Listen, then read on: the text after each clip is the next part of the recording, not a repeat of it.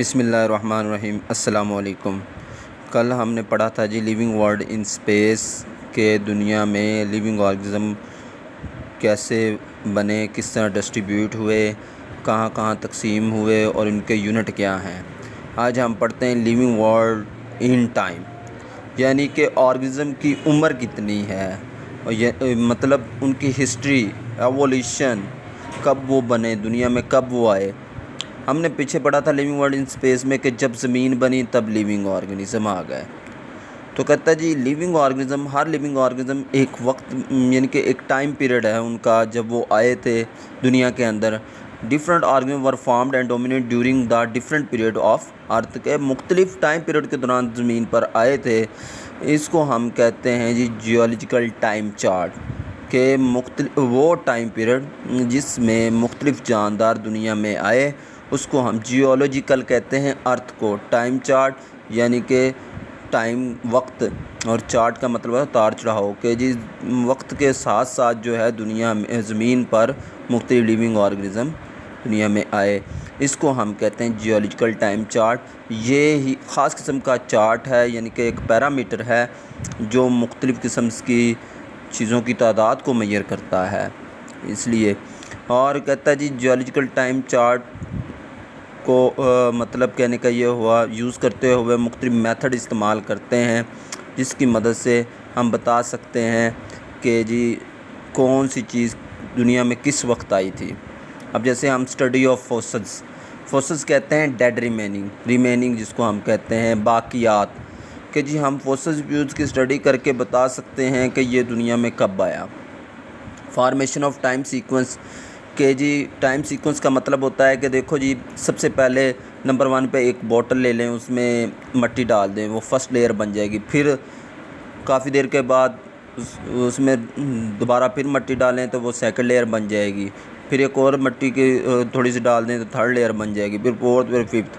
یہ سائڈ پہ میں نے ایک بنایا ہوا ہے باؤل سا، اس میں first layer, second layer, third layer.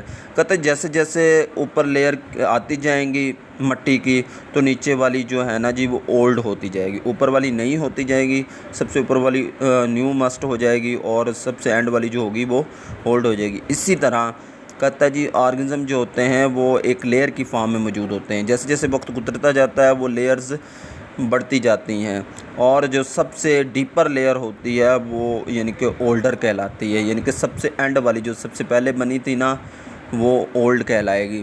اس طرح یعنی کہ جیسے جیسے ٹائم گزرتا جائے گا لیئرز بنتی جائیں گی، اس لیئرز کے ذریعے بھی ہم جو ہیں یعنی کہ کسی بھی فوسلز فیولز کی عمر کا یا کسی بھی لیونگ آرگنزم کی عمر کا اندازہ لگا سکتے ہیں کہ organism present in the layer formed in the time sequence past. جب جیسے جیسے وقت گزرتا جائے گا لیئرز بنتی جائے گی، اور اس کے بعد کیا ہوگا، جب جیولوجیکل ٹائم گزر جائے گا تو نئی لیئر بن جائے گی۔ اس طرح اولڈر لیئر جو ہوگی وہ نیچے جاتی جائے گی۔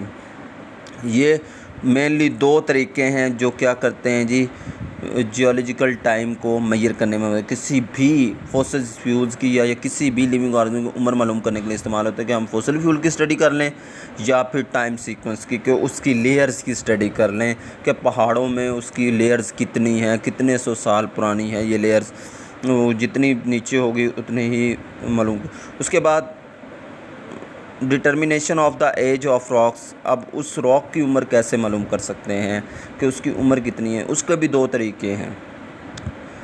نمبر 1 پہ سیڈیمنٹیشن، نمبر 2 پہ ریڈیو ایکٹیو آئسوٹوپس۔ سیڈیمنٹیشن کیا ہوتی ہے کہ جی مختلف ذرات کا نیچے بیٹھ جانا، اس کو ہم کہتے ہیں، ذرات کو ہم کہتے ہیں سیڈیمنٹ، اور اس پروسیس کو ہم کہتے ہیں سیڈیمنٹیشن، کہ مطلب کسی چیز کو ہم سیڈیمنٹ کہیں گے اور اس پروسیس کو کہ نیچے بیٹھ جانے کے پروسیس کو ہم کہیں گے سیڈیمنٹیشن۔ جتنی زیادہ اولڈر لیئر ہوگی اتنی زیادہ اس کی عمر ہوگی۔ اور ہاں ایک بات اور ہے، ان سیڈیمنٹ کے ساتھ ساتھ ایک خاص قسم کے ایلیمنٹس بھی موو کرتے ہیں، جس کو ہم ریڈیو ایکٹیو ایلیمنٹس کہتے ہیں یا ریڈیو ایکٹیو آئسوٹوپس کہتے ہیں۔